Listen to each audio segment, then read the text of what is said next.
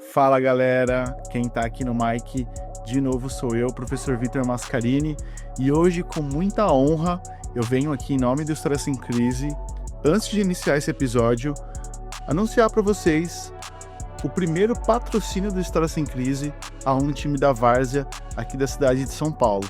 Bom, o História Sem Crise, esse projeto, esse podcast, a gente entrou em parceria com um time novo que está surgindo na várzea aqui de São Paulo. O time é o Nação Caçula, e o Nação Caçula ele nasceu em abril de 2024 com a missão de representar, dentro das 4 linhas, garra, a união e a própria paixão pelo futebol da várzea. O nome desse time carrega em si a identidade de 2 quebradas diferentes, o Jardim Caçula, lá de Ribeirão Pires, e também o Parque das Nações, em Diadema. Esses 2 locais juntaram aí a galera que compõe esse time para formar o Nação Caçula.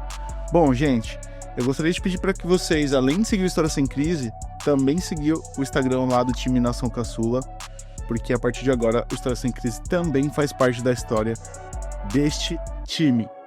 E é isso, galera. Fiquem agora com este episódio.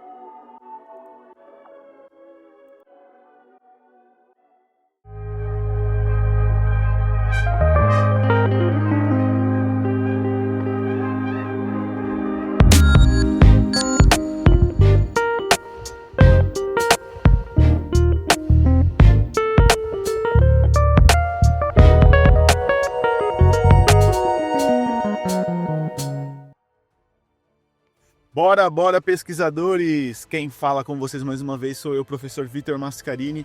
E galera, muito feliz, porque a gente está inaugurando aí mais uma temporada especial de mais um tema macro, assim como foi Guerra Fria, na qual a gente abordou diversos temas em diversos episódios.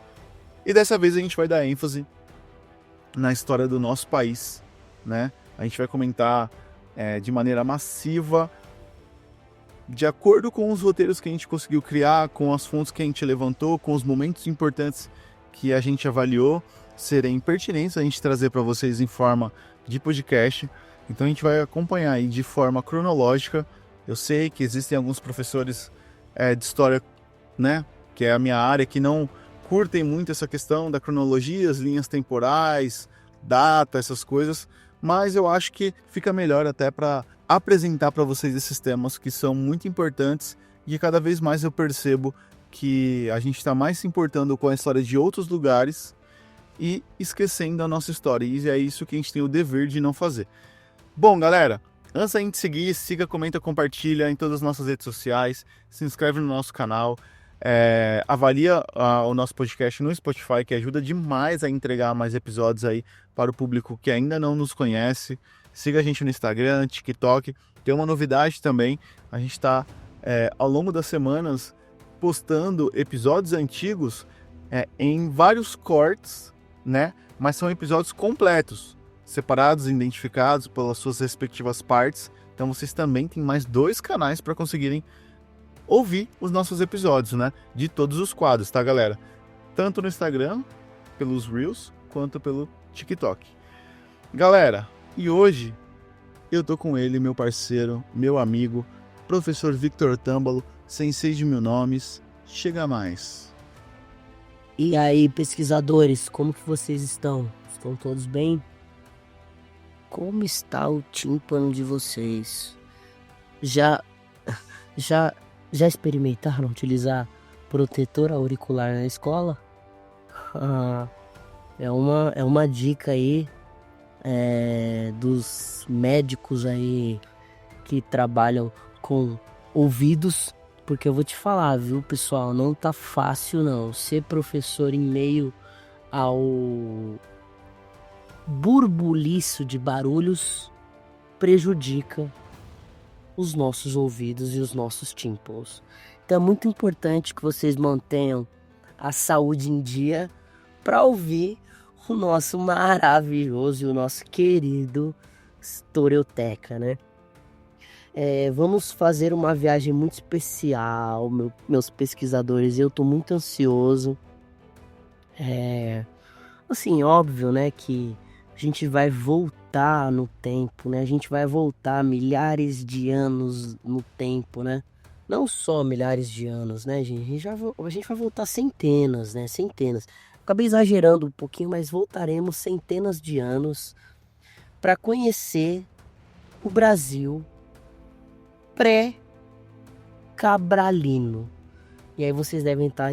Nossa, que vulgo, que nome estranho, pré-cabralino. É porque a gente vai descobrir, pessoal, a gente vai falar do nosso território brasileiro antes de 1500, antes da chegada de Pedro Álvares Cabral, tá? Quando pensamos na história do Brasil, muitas vezes começamos a narrativa em 22 de abril de 1500, né? Com a expedição de Pedro Álvares Cabral, mas, como todos sabem, a verdade é que essa data é apenas um marco europeu, tá? Muito antes disso, milhões de pessoas já viviam aqui. Povos com culturas diversas, organizações sociais complexas, né? Práticas religiosas sofisticadíssimas e modos de vida profundamente ligados ao que nós chamamos de natureza. O Brasil pré-cabralino não era um espaço vazio à espera de ser descoberto. Era um território já habitado, transformado, vivido por sociedades que moldaram de forma decisiva aquilo que viria a ser chamado de Brasil.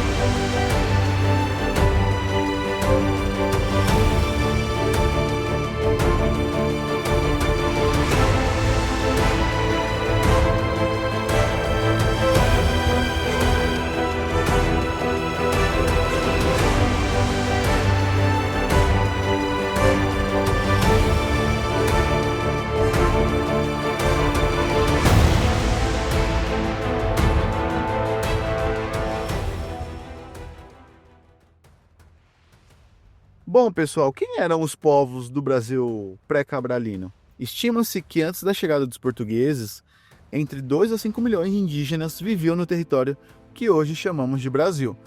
Esses povos se distribuíam por diferentes regiões, ocupando a Amazônia, o litoral, o sertão nordestino, o cerrado e o sul do país. Do ponto de vista linguístico, havia 4 grandes troncos principais: o Tupi, o Macro-G, Caribe e Aruac, mas dentro deles existiam centenas de línguas e dialetos, revelando a enorme diversidade cultural.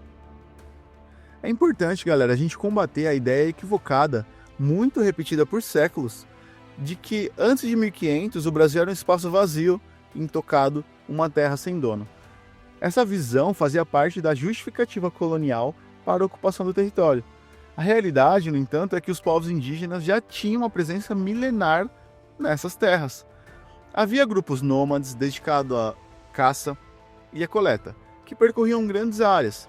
Outros eram agricultores, cultivando mandioca, milho e batata doce. No litoral, pescadores desenvolviam técnicas próprias para aproveitar os recursos do mar. Ou seja, galera, o Brasil pré-cabralino era uma verdadeira colcha de retalhos culturais e sociais. A organização social, política e econômica nas aldeias indígenas era organizada de forma coletiva. As habitações, como as ocas ou malocas, abrigavam famílias extensas, e a vida comunitária era marcada pelo trabalho em conjunto, pela partilha de alimentos e pela cooperação em tarefas diárias. Ao contrário das sociedades europeias da época, que possuíam estruturas rígidas de hierarquia e poder centralizado nas mãos do que nós chamamos de reis, as comunidades indígenas eram mais horizontais. O papel dos chefes, muitas vezes chamados de caciques, não era de dominação, mas de liderança, orientação e principalmente de representação a uma determinada aldeia. Na economia, havia uma variedade de estratégias de subsistência específicas. A agricultura tinha papel central, com destaque para o cultivo da mandioca, base alimentar em várias regiões do Brasil. Além disso, a caça e, obviamente, a pesca e a coleta de frutas, completavam a dieta dos indígenas. As trocas também faziam parte do cotidiano. Povos diferentes mantinham contatos e rotas de intercâmbio, trocando alimentos, utensílios e até conhecimento sobre a área na qual eles estavam fazendo esse tipo de agricultura ou de caça. Esse sistema demonstrava uma sofisticação que muitas vezes foi invisibilizada pela historiografia tradicional, que nós chamamos de historiografia europeia. Bom, galera, a cultura dos povos pré-cabralinos estava profundamente ligada à natureza. Os rios, florestas, montanhas e animais não eram apenas recursos a serem explorados, mas parte de uma cosmologia viva. As narrativas místicas explicavam a origem do mundo, a criação dos seres humanos e as relações entre os diferentes elementos da natureza. Cada povo tinha seus mitos, fundadores e suas histórias de heróis que eram transmitidas oralmente de geração em geração. O xamanismo desempenhava um papel central. Os pajés eram figuras fundamentais nas aldeias, responsáveis por mediar a relação com o mundo espiritual, realizar rituais de cura e guiar a comunidade em momentos de crise. Já a música, a dança e as pinturas corporais também podiam ter uma dimensão ritual. Mais do que expressões artísticas, eram formas de comunicação com o sagrado, de reforço da identidade coletiva e da preparação para a guerra ou para celebrações. A diversidade linguística era impressionante. Cada língua carregava um universo simbólico próprio, uma forma particular de compreender o mundo. Muitas vezes imaginamos que antes da chegada dos portugueses, o território brasileiro era uma floresta intocada, né? Mas as pesquisas arqueológicas mostram o contrário. Os povos indígenas transformavam ativamente o espaço em que viviam. Na Amazônia, por exemplo, há evidências do uso de queimadas controladas para abrir clareiras e estimular o crescimento de certas espécies de vegetais.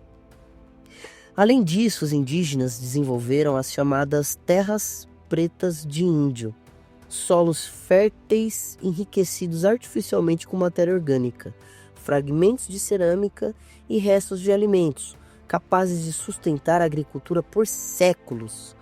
Pesquisas recentes indicam ainda a existência de cidades amazônicas pré-coloniais, com redes populacionais interligadas e complexas.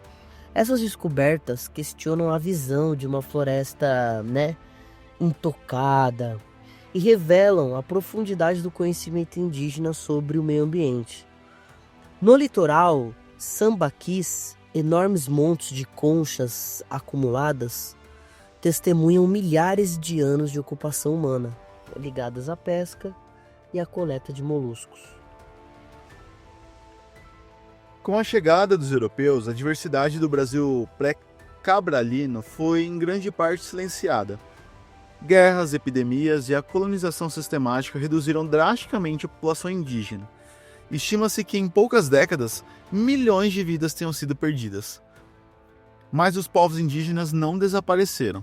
Suas tradições, línguas e seus modos de vida sobreviveram, resistindo à violência da colonização. Ainda hoje, povos indígenas lutam pela preservação de seus territórios e culturas, demonstrando que o Brasil pré-cabralino continua vivo no presente. Reconhecer essa história é essencial para romper com o mito da terra sem dono e compreender que a formação do Brasil é resultado de uma longa e complexa trajetória que começa muito antes de 1500. E por aqui encerramos mais um episódio do História Sem Crise. O Brasil pré-cabralino era um território vivo, diverso e em constante transformação. Milhões de pessoas que habitavam essas terras cultivavam alimentos, contavam histórias, celebravam rituais e construíam relações sociais muitas vezes complexas. Ao resgatar essa memória, entendemos que a história do Brasil não começa com Cabral, mas com povos originários que moldaram e ainda moldam a identidade do nosso país. Esse foi mais um episódio do Historioteca. Obrigado por nos acompanhar nessa viagem ao passado e até a próxima.